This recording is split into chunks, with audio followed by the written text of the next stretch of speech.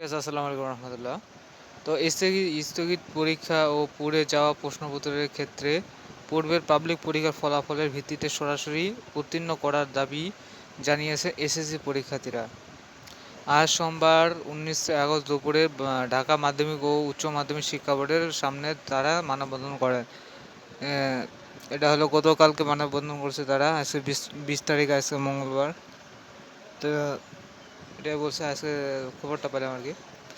পরীক্ষার্থীরা বলেন, চলমান পরিস্থিতি ও শিক্ষার্থীদের ভবিষ্যতের কথা বিবেচনা করে দ্রুত সিদ্ধান্ত নিতে হবে। অনির্দিষ্টকালের জন্য পরীক্ষা বন্ধ থাকায় তারা মানবিক চাপের মধ্যেও পড়েছেন বলে উল্লেখ করেন। তারা বলেন, 13টির মধ্যে 7টি পরীক্ষা শেষ হলেও এখন বাকি আছে 6টি বিষয়। পরীক্ষা এইচএসসি পরীক্ষা 2 মাসের মধ্যে শেষ হওয়ার কথা থাকলেও দীর্ঘায়িত হওয়ায় পরীক্ষার্থীদের ভবিষ্যৎ ক্ষতির মুখে পড়বে।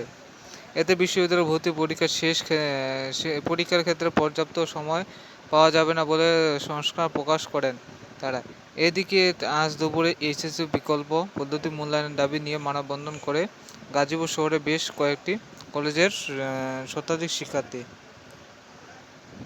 তো গতকালকে মিছিল হয়েছে, খুব আন্দোলন হয়েছে খুব। আজকে ফাইনাল রেজাল্ট দিবে, তারা কি বলতেছে। এর আগে গত 16 আগস্ট স্থগিত এইচএসসি ও সমান পরীক্ষার নতুন সময়সূচি প্রকাশ করে আন্তঃশিক্ষা বোর্ড সমন্বয় কমিটি। প্রকাশিত সূচি অনুযায়ী 11 সেপ্টেম্বর থেকে পরীক্ষা শুরু হওয়ার কথা রয়েছে।